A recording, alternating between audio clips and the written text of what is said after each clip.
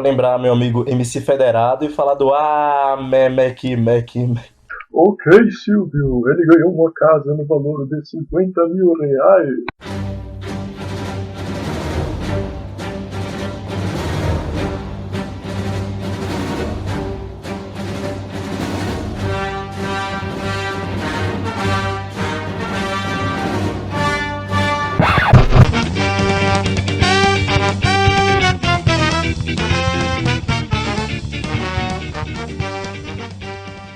Bem-vindos ao terceiro podcast do Estudantes para a Liberdade. Eu sou Pedro Menezes e nesse programa a gente vai contar com nossa equipe fixa, que é formada pelo Mano Ferreira. Grande! Também pelo Flávio Morgenstern. Eita, gente. E o convidado dessa edição é o Gabriel Oliva, que fundou o Grupo de Estudos em Escola Austríaca na Faculdade de Economia e Administração da USP. É ex-conselheiro executivo da PL e é o atual vencedor do prêmio Donald Stewart, concedido pelo Instituto Liberal do Rio de Janeiro. Prazer estar ao lado de figuras tão ilustres.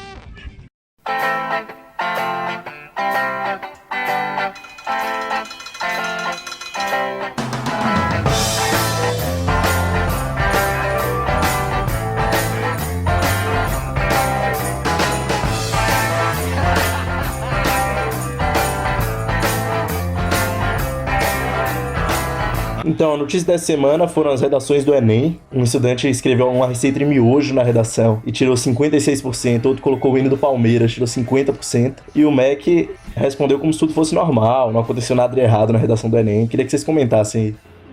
Essa foi uma reportagem do jornal O Globo. Ele tinha um dia antes, soltado uma reportagem que ele mostra que redações com nota máxima continham erros brutais da gramática, como escrever enxergar com CH, trouxe com 2 S, razoável com S, esse tipo de coisa bem louca.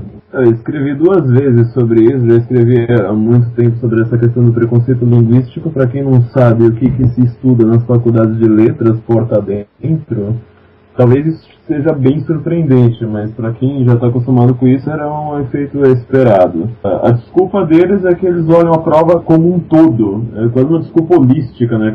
Aquele negócio da homeopatia, você olha um todo e esquece das partes, então não tem erro e vale nota máxima. E isso é uma coisa bastante paradoxal da parte deles, né? Por mais que você tenha erros que sejam justificados socialmente, por exemplo, uma coisa que eu estava explicando, né? Quando você fala bicicleta, quando você fala iogurte, você marca que a pessoa é pobre. Esses erros, eles são definidos por classe social. Isso é uma coisa meio estranha, né? Nós precisamos, de fato, ter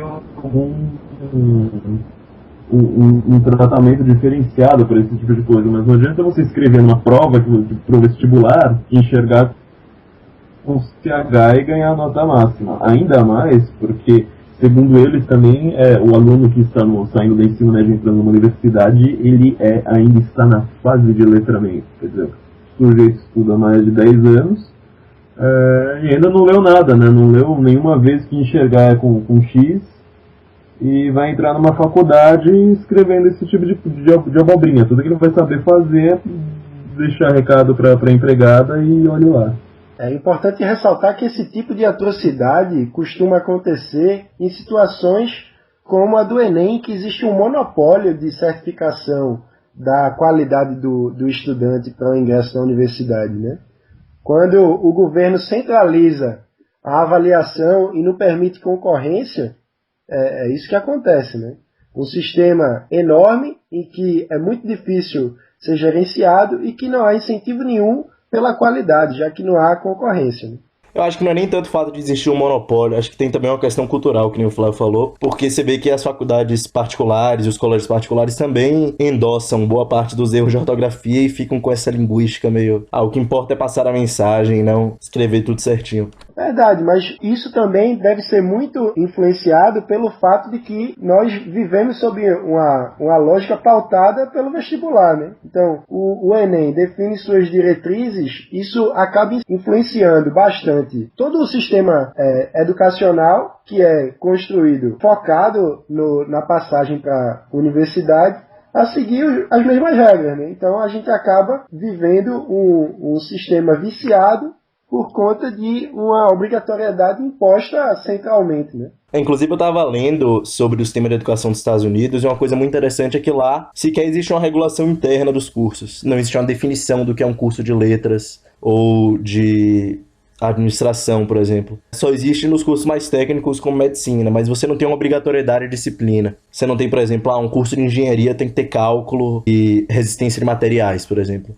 Isso é uma coisa meio óbvia, toda faculdade privada que se respeite vai ter um curso de cálculo e resistência de materiais para o cara que faz engenharia. Isso é uma grande aberração que a gente tem no Brasil. Por exemplo, a economia, todos os cursos de economia do Brasil são obrigados a ter monografia. Aí fica aquele bando de gente que não quer fazer nada de pesquisa científica e quer ir para o mercado financeiro, tem que fazer trabalhinho, não sei para quê, porque ninguém vai ler, só os professores, e fica perdendo tempo com esse tipo de coisa. Há uma confluência de fatores aí, porque você ao mesmo tempo tem o monopólio do MEC, que acaba não servindo para nada. Se o MEC fosse avaliado pelo mercado, Bruno Gachagen escreveu isso, ele seria reprovado. Nós estamos em último lugar em educação em todos os rankings internacionais. As pessoas ainda acreditam que o MEC é a coisa mais importante para a educação. E, ao mesmo tempo, você tem teorias, são ideologias específicas dominando o ensino no Brasil, são passadas de uma maneira mandatória lá de cima através do MEC, que são as teorias do Paulo Freire, o estruturalismo, o pós-estruturalismo, e depois até o pós-estruturalismo, vão sempre insistir no mesmo erro, e eles estão destruindo a educação brasileira de uma maneira atroz, né? Você não tem nenhum estudo sobre um pedagogo decente no Brasil. Acho que um dos maiores pedagogos do século XX, que foi o Feuerstein, ele conseguiu pegar crianças com síndrome de Down e transformá-las na elite do exército de Israel, né, que é o exército mais poderoso do mundo. Se você aplica os pressupostos desse cara, acho que em 10 anos o Brasil se torna a maior potência nesse mundo, né? Mas, sei lá, de todos os mundos possíveis. Mas não, nós vamos continuar estudando Paulo Freire e nós vamos ter toda uma educação que é unicamente baseada em Estado, em poder estatal e poder partidário dentro do Estado, e em coitadismos que acontece tanto na gramática, acontece no direito, né? O coitadismo penal é gritante no Brasil. Você tem, na verdade, uma educação feita para não ensinar, né? Você não pode ensinar ninguém porque isso é agressão a quem não sabe.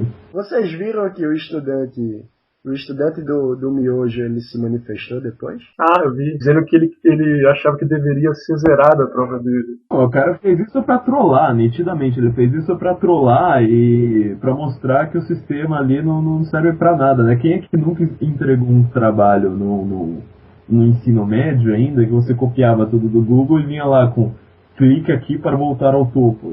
Os professores iam lá e passavam, como se você tivesse feito uma pesquisa muito séria. Ele fez isso pra trollar e eu acho que o MEC, assim, aplicou o coitadismo a ele também, falou assim, não, ele aqui está fazendo uma coisa séria, não se desviou do tema, né, afinal, como o miojo deve ser alguma coisa assim de origem japonesa, eles falaram que não se desviou do tema, que era migração, né, imigração, movimento de migração. E o outro escreveu o hino do Palmeiras, né, o Palmeiras, acho que por ser um time sobretudo de imigração italiana, né, os caras falaram, não, deve ser bonito. Agora o que eu achei mais curioso é que a redação do miojo mereceu 560, né? Um pouco mais do que metade da nota. E a redação do Palmeiras mereceu só 500, né? O Palmeiras está caindo até no Enem, está caindo muito para baixo. Então tem alguma coisa muito séria acontecendo aí. O nome do trollador master da semana é Carlos Guilherme Custódio Ferreira. Ele tem 19 anos, cursa Engenharia Civil na Unilavras de Minas Gerais. Diz que fez a prova por fazer. Segundo ele, quando ele fez o Enem, que já estava na faculdade, gostando muito do curso, fez a prova por teste somente, e aí ele ouviu falar nos jornais que iam ter 3 avaliadores para fazer a correção da prova, e ele resolveu testar o governo e colocou a receita do miojo. Realmente teve uma avaliação muito exemplar. E se com a receita de miojo o cara pegou 560 na pontuação do Enem, imagina se ele mete uma receita de feijoada, uma paella ali. E eu achei muito interessante uma frase da Isabela Faber, que a famosa garota do diário de classe, que está detonando aí o MEC, ela disse, pô, se você faz uma educação cheia de erro e você merece nota máxima, como é que vai ficar uma redação que também não se desviou do tema e não está com erro nenhum? Você avalia por baixo, que as pessoas que fazem alguma coisa certa acabam se ferrando nessa, porque você tem que avaliar por baixo, na mentalidade de sindicalista. Tratar todo mundo igualmente, se alguém trabalha mais, fala, não, você tem que voltar aqui pra média, não pode ter ninguém que faça o negócio direito.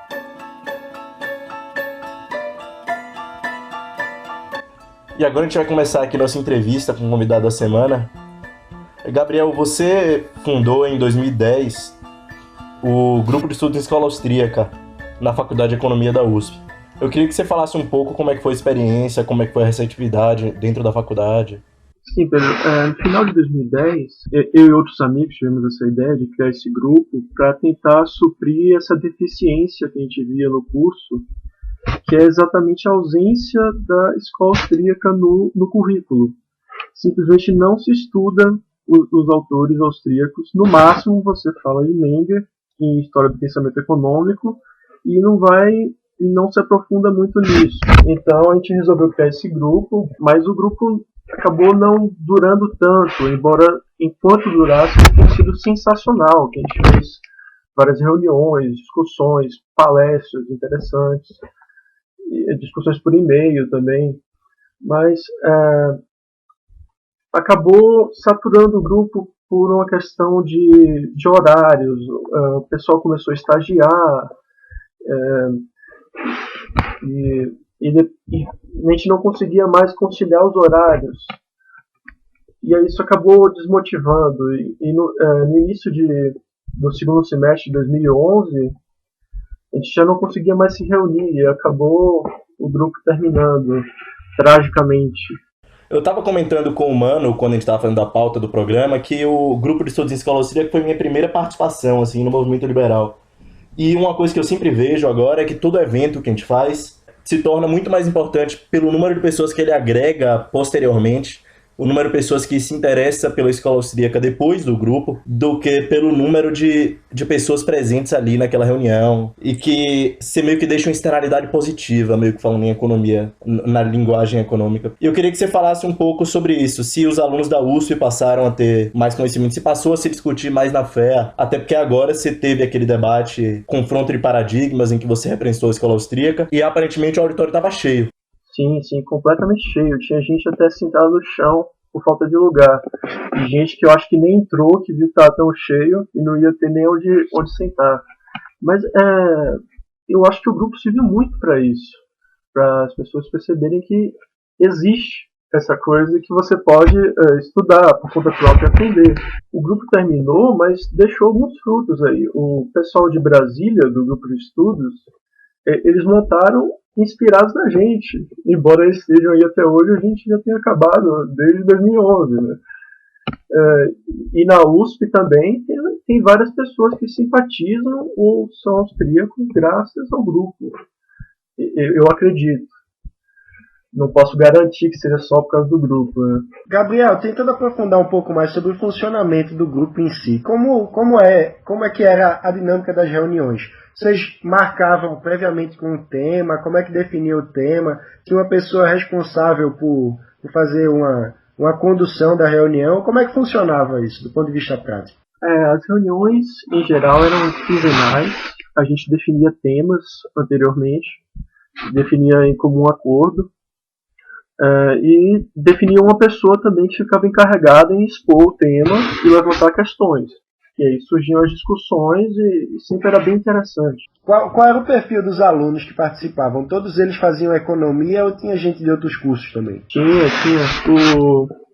O Felipe Seletti frequentou algumas reuniões. Tinha outro cara da medicina, que eu não lembro o nome dele, que foi para umas 2 reuniões e parecia bastante interessado. Parece que não conseguiu ir para outras por causa de horário. Tinha também um cara de música da ECA. O resto era mais de economia mesmo. A lista de debate de e-mails chegou a ter quantas pessoas? Olha, sinceramente não sei, mas Acho que umas 100, viu? Mas isso também entrou gente de vários lugares, até o próprio Juliano Torres entrou, outras pessoas, o André Shiro, gente que nunca participou presencialmente, né? Entrou também no grupo online para acompanhar. Gabriel, eu e o Mano somos de áreas bem distintas da economia, né? Eu faço letras, ele cuida mais de cinema.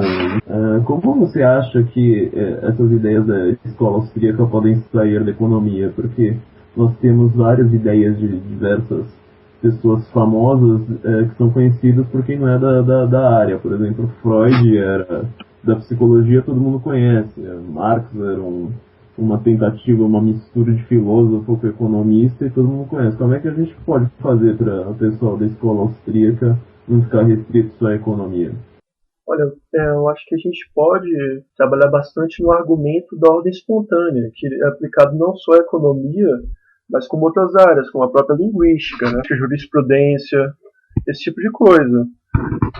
Se você conseguir convencer as pessoas de que a economia funciona de maneira análoga, fica bem mais fácil você convencer elas dos benefícios do livre mercado. Até porque a língua é uma coisa que funciona mais ou menos como Hayek falava da ordem espontânea. Você não precisa ter uma tabela geral do que é certo e do que é errado. A língua vai se desenvolvendo pela expressão oral, pela expressão escrita, e assim a língua vai evoluindo e se adaptando ao modo como as pessoas falam. Até o pessoal do preconceito linguístico vai gostar dessas teorias do Hayek, né? Vocês vão reparando nisso.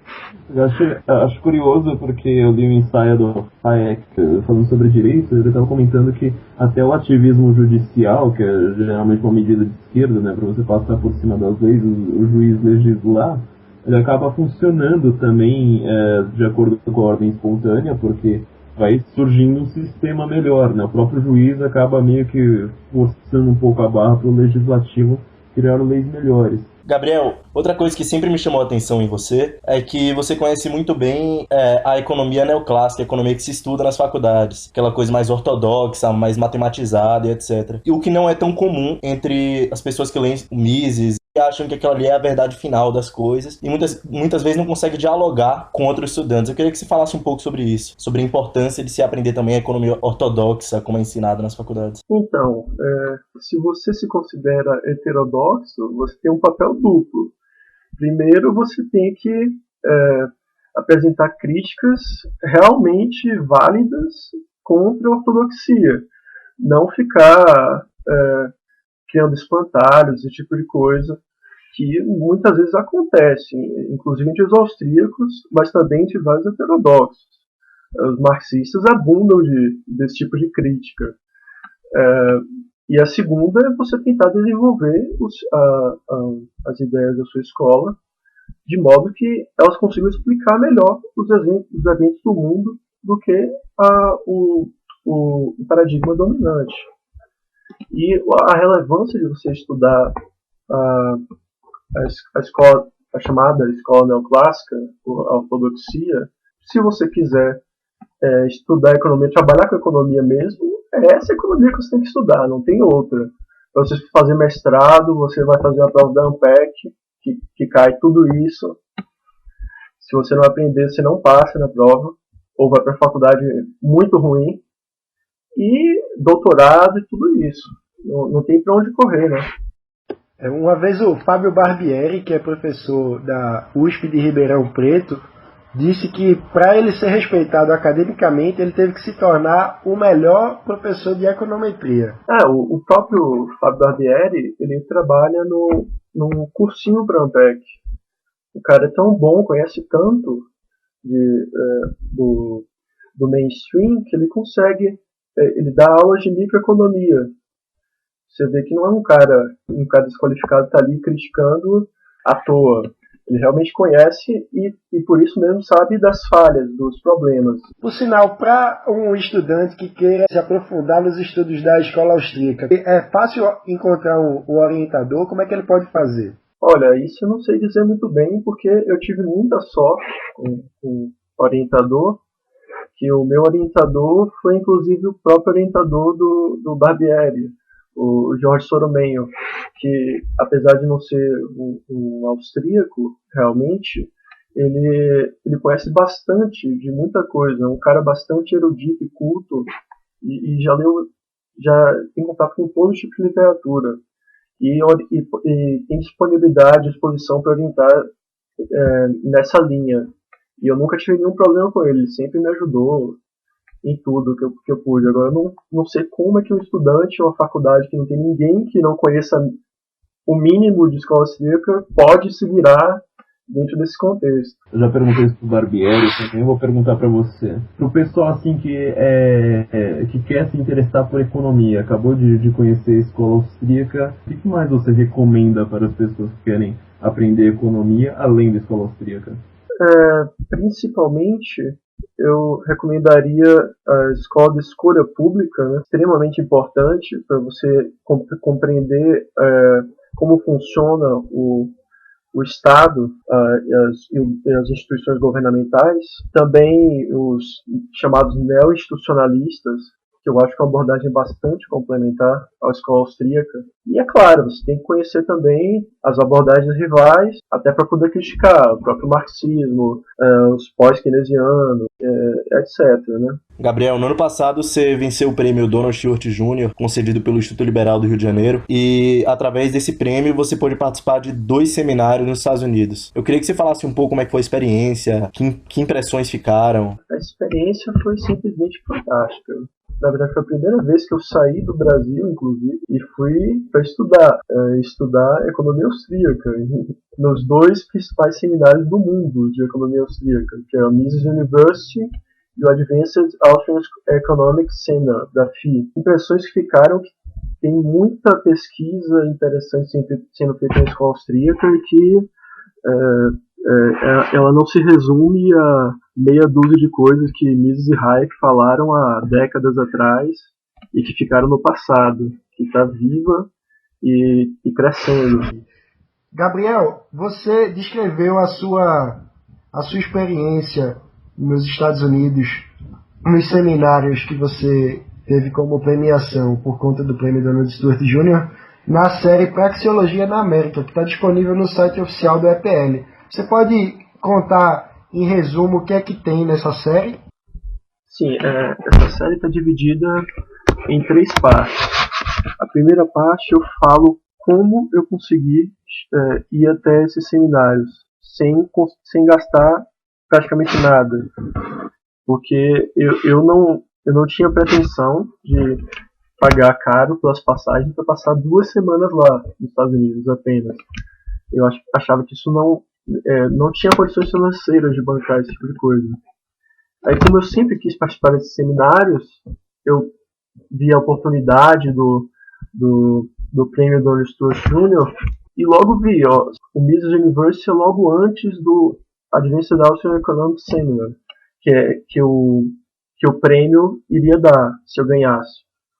Eu vou me inscrever aqui no Mises University e aí se eu ganhar o prêmio, eu posso ir para os 2. Eles podem adiantar a passagem e aí só alegria. E deu tudo certo, foi fantástico. Então essa é a primeira parte, que eu falo como eu consegui chegar. A segunda parte eu falo do Mises Universe, como foi a experiência lá. E a terceira eu exatamente falo do FII. Gabriel, um dos motivos pelo qual a gente chamou para participar dessa edição é que o prêmio que você ganhou ano passado, do Donald Stewart Jr., acabou de ser lançado para esse ano. Queria que você deixasse algum conselho aí para os futuros participantes. Olha, nesse ano, assim como ano passado, o prêmio de Donald Stewart Jr. está sendo organizado num blog e a cada semana você tem um tema novo que você pode enviar algum texto falando sobre ele. O conselho é: mande o número máximo de textos possíveis que você conseguir. É claro, você não vai mandar texto sem nenhuma base, mas aí a cada semana você pode estudar sobre o tema e tentar enviar alguma coisa. E aí você aumenta suas chances de ganhar. Eu mandei 3 textos. E aí quando você manda texto, eles podem publicar ou não. E aí se publicar, você realmente está concorrendo ao prêmio. Desses 3 textos que eu mandei, 2 foram publicados.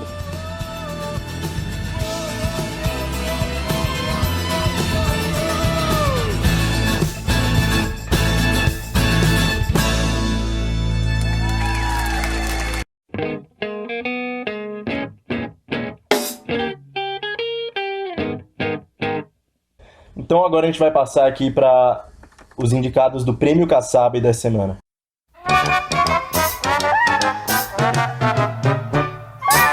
Uma pirueta, duas piruetas, bravo, bravo. O Prêmio Kassab é uma ideia dos Estudantes pela Liberdade para premiar a pior ideia política do ano. E a cada edição a gente dá 2 ou 3 exemplos do que os políticos andam propondo por aí. E quando essa edição for publicada, nós vamos abrir uma enquete no nosso grupo no Facebook para que nossos integrantes votem em qual foi a pior ideia da edição. No fim do ano, nós vamos presentear o autor dessa ideia com o Prêmio Kassab de 2013.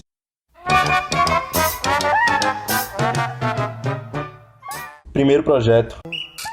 O vereador Heber Santana propõe projeto de lei que proíbe open bar em festas. O vereador Heber Santana, do PSC, lá de Salvador, que é a minha terra e a terra do Gabriel, quer proibir todas as festas open bar, alegando que os jovens já bebem demais, o Brasil é um país onde a ingestão de álcool é superior à média mundial, e que afinal ele cortando o open bar, ele estaria ajudando com que as pessoas bebessem menos, diminuindo a violência, melhorando o trânsito, etc. Esse projeto é a mesma coisa que você ser contra o casamento gay, achando que gay não vai fazer sexo se você não permitir que ele se case. Afinal, você acredita que sexo só existe dentro do casamento e você acredita que todo mundo vai seguir essa regra só porque você segue ela.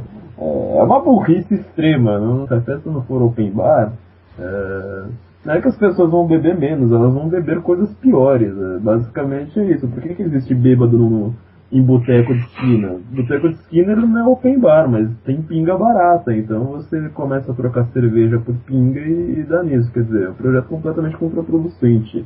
Ele vai só piorar tudo.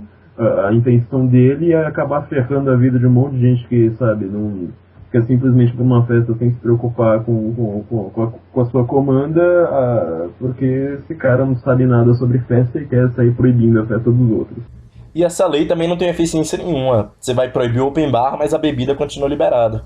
Claro que esse cara não tem coragem de proibir a bebida alcoólica, ele ia perder muitos eleitores. Não dá ideia. Não, mas ele não tem coragem de proibir as bebidas alcoólicas, porque ele ia perder muitos eleitores. É obviamente uma burrice. Você não sabe se ele tem coragem, né? Se a gente ficar aqui dando ideia, vai realmente complicar a coisa. Não, e o que eu fico perguntando é o que é que impede as festas de, sei lá, venderem uma dose por 10 centavos ou R$1, e aí ser um open bar virtual. Cigarro também, né? Que agora o cigarro tem que, acho que, custar no mínimo R$3, porque tem muito cigarro paraguaio. Tinha muito cigarro paraguaio, eles estão querendo regulamentar esse negócio, eles colocam preço mínimo no cigarro. Como se o cigarro paraguaio já não fosse o resultado da regulação, né? E é a coisa mais óbvia do mundo que se você aumentar o preço do cigarro, a oferta do cigarro vai aumentar, inclusive a oferta clandestina. Então, o cara não tem conhecimento nenhum sobre o que ele está propondo, mas ainda assim ele propõe achando que vai mudar o mundo com aquela lei. Tem também, essa bancada evangélica que ela consegue dar vergonha a todos os evangélicos com um pingo de bom senso, ela adora sair proibindo tudo que ela não conhece. Então, o que for de fora do que esse pessoal pensa, eles querem proibir. Já tentaram proibir videogames violentos. Perguntaram lá pro excelentíssimo senhor deputado aqui que videogame que ele gostaria de permitir, qual jogo de proibir. Ele não soube responder o nome. Ele simplesmente fala assim, olha, deve existir alguma coisa aí que eu quero proibir, não sei o que é, não sei o que rola nessas festas, não sei de absolutamente nada, então vamos sair proibindo aí, porque eu não fui com a cara e pronto. E o vereador que propôs a lei é do PSC, que é o mesmo partido do brilhante deputado Marco Feliciano. Esse também está merecendo, olha, um comentário só para ele, né? Mas vamos deixar quieto. O Feliciano, vale lembrar, foi objeto de uma nota oficial de repúdio do EPL. Né? Pois é, agora vamos combinar. Eles deviam acabar com o open bar de auxílio paletó, 14º salário. As festinhas do Senado, as festinhas lá da Asa Norte em Brasília, olha, devem rolar de tudo ali. Você só precisa lembrar de casos como o Palocci, né? Você sabe o que rolava, né? E o pior é que o vereador é de Salvador e ele não lembra da festa onde o álcool é mais barato, fumando cerveja 3x5, que é o carnaval. No carnaval rola muito mais bebida que em qualquer festa open bar, mas esse cara também não tem coragem de proibir o carnaval. Não dá ideia, Pedro, não dá ideia. Segundo projeto de hoje. Projeto de lei visa a obrigatoriedade de ar-condicionado nos coletivos. O deputado estadual André Campos, do PT, acho que é até a estreia do PT aqui no Prêmio Kassab, quer aprovar um projeto de lei que obriga todos os ônibus de Pernambuco a terem ar-condicionado. O que, inicialmente, não é nem ruim, né? Todo mundo sabe que Pernambuco faz um calor infernal. O Mano, inclusive, deve estar suando agora, já que estamos em março. Pois é. Eu queria falar isso logo de cara, né? Mas... Só que não faz sentido nenhum você obrigar que todos os ônibus tenham ar-condicionado, porque o efeito óbvio disso é que o ônibus vai ficar mais caro. Então, se já se reclama que o ônibus é muito caro e todo ano tem aquela panaceia comendo o preço no ônibus, e você ainda cria uma lei dessas, e no fim vão culpar a ganância dos empresários. Há várias alternativas possíveis que você pode colocar aí. Por exemplo, você poderia colocar aquele alarme de incêndio no alto do ônibus, de 5 em 5 minutos, todo mundo fecha tudo que pode ser molhado, ele vai lá e estoura e você se refresca. Tudo bem que o cara lá da bancada evangélica não vai gostar das festinhas que vão rolar no ônibus, né? Talvez ele vai lá querer pedir alguma coisa depois no ônibus, vai lascar tudo de novo. Mas, cara, eu acho que seria uma ideia muito sensacional e talvez seja mais barato do que ar-condicionado, né? Ar-condicionado, como precisa de energia vem das termoelétricas, então você gasta mais água do que você jogar água diretamente nas pessoas. Eu acharia muito mais sensato, né? Não sei o que esse pessoal pensa, mas, bom, eu tô tentando fazer o bem aqui pelo futuro do país. Eles podiam colocar também o cobrador vestido de mocó. Aí a cada 5 minutos ele sai com um extintor de incêndio. que nem ele faz. Tá com aquela florzinha que esguicha água, né? Aí sai soltando nitrogênio em todo mundo, após vai ficar muito frio o ônibus. Eu acho que assim, você tem que baratear um pouco os custos, né? Na hora que você pensa no Estado, como ele age apenas por obrigação e age só com dinheiro dos outros, porque o Estado não produz nada, quem produz são pessoas, cada vez que você tem um problema, você só pensa em gastar mais e pegar mais o dinheiro das pessoas. Você não percebe quem é que gasta dinheiro com ônibus é o pobre, cara, não é o rico. Não adianta você achar que vai ser que tudo isso vai incidir no bolso da Ike Batista, não vai incidir no bolso da dona Neide da faxina, que ela vai para lá de ônibus. É ela que paga muito mais por cada companhia de ônibus funcionando e lucrando horrores com o monopólio que elas fazem com o Estado, né? Com o oligopólio que elas fazem, uma política de corporativismo, do que qualquer pessoa rica. Você está simplesmente pensando em como gastar dinheiro, não é nem do povo, é só do pobre. Só, única e exclusivamente. O pior é que eu tinha mostrado para um amigo meu essa lei, e aí meu amigo soltou a brilhante comentário que era, não, mas o Estado subsidia, e aí não aumenta o preço da passagem. Mas quem paga o subsídio? Cai do céu. Você faz o dinheiro brotar, né? Agora, o detalhe é que essa lei é uma reedição de uma lei que já esteve em vigor aqui no Recife, porque em 2003, a prefeitura, que por acaso também era do Partido dos Trabalhadores, proibiu na época o chamado transporte clandestino, porque aqui em Pernambuco, como aliás em vários lugares do país, existe um oligopólio de empresas de transporte coletivo protegido pelo governo, no qual iniciativas fora desse oligopólio não podem prestar o seu serviço de transporte. Então, havia no começo dos anos 2000 aqui uma grande quantidade de combis, bestas, peruas, esses carros um pouco maiores que faziam um transporte coletivo clandestino. E aí a prefeitura, em 2003, fez uma proibição mais expressa e começou uma fiscalização grande sobre essas combis e prometeu na época como uma espécie de contrapartida pela diminuição dos veículos que prestavam serviço à população, que já espera horrores nas paradas de ônibus por uma viagem, prometeu como contrapartida colocar ar-condicionados em todos os ônibus, como se isso fosse uma bondade do governo, né? Como se o dinheiro não saísse de nós mesmos.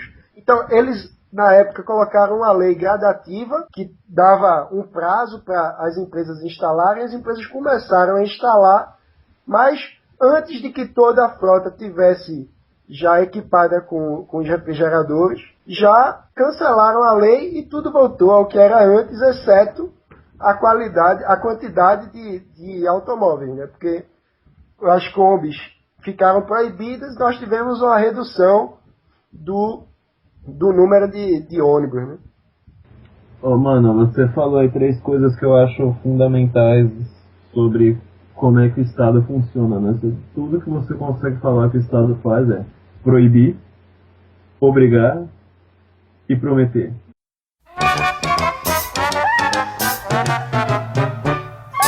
Então vamos para o terceiro projeto de lei do dia.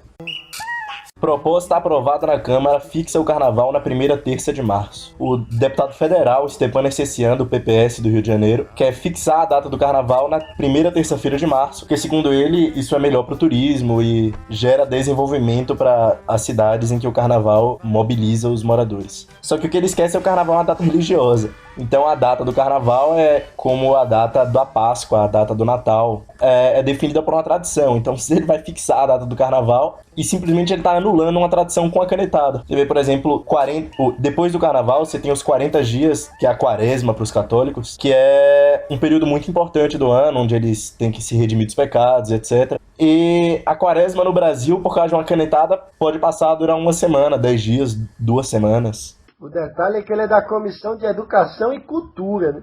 Não, e é aquela história que cultura não existe sem canetadas. Não pode existir uma data que não seja regulada pelo governo.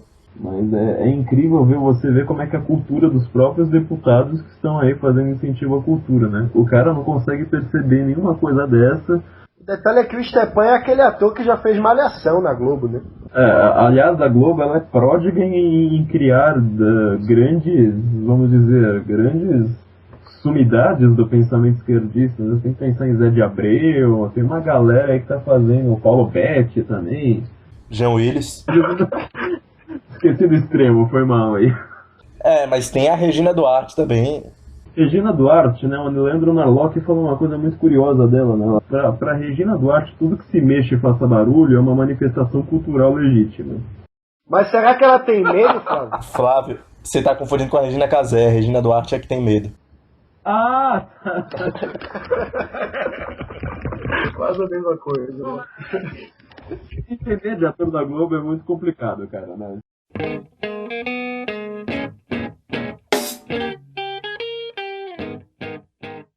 Então, só lembrando para vocês como é que funciona o prêmio, a gente mostrou esses 3 projetos de lei nessa edição do programa. A gente vai abrir uma enquete no grupo do Facebook para vocês votarem qual foi o pior projeto de lei dessa edição. E agora a gente vai abrir aqui para os nossos participantes da bancada comentarem. O primeiro projeto é o do vereador Heber Santana, que é proibir o open bar em Salvador. O segundo é do deputado estadual André Campos, do PT de Pernambuco, que quer obrigar que todos os coletivos tenham ar-condicionado. E o terceiro e último é do deputado Stepan Ercecian, que quer fixar a data do carnaval na primeira terça-feira de março. Gabriel, pra você qual foi o pior projeto de lei? Pra mim o pior é exatamente do open bar. A questão do ar-condicionado no ônibus, apesar de eu considerar pior, acho que a pessoa vai ter bom senso de ver que isso não é prático, mas o open bar é bem capaz de proibir e continuar aí para bastante tempo. Flávio? Eu vou ficar com o Stepan Ercecian, porque a ideia do open bar tem esse perigo, de fato, do Gabriel, né? Do Stepan é simplesmente uma lei estúpida que ninguém vai aceitar pra nada. Mano, pra páreo duro, eu vou empatar tudo e vou votar na lei do ônibus, porque é um problema já causado pelo governo, que regulamenta tudo e protege o oligopólio, o que cria serviço de ônibus sem qualidade, e aí uma nova regulamentação vai tentar melhorar alguma coisa e, no fim das contas, vai aumentar o preço, que é o item mais importante para o consumidor mais pobre, que precisa mais do serviço do ônibus. Então, pelos problemas governamentais generalizados e por ser ainda por cima uma reedição de uma lei que já existiu e fracassou, eu voto na obrigatoriedade do ar-condicionado nos ônibus. Voto de Minerva, Pedro. Então, só em homenagem ao Marco Feliciano, eu vou votar no projeto do Open Bar, porque, pra mim, se interferir na vida da pessoa, ainda que tenha uma boa intenção por trás, é muito pior do que você ter uma boa intenção pra diminuir o calor no ônibus ou pra incentivar o turismo através da fixação da data do carnaval. Pra mim, isso aí é puro autoritarismo e não existe justificativa razoável.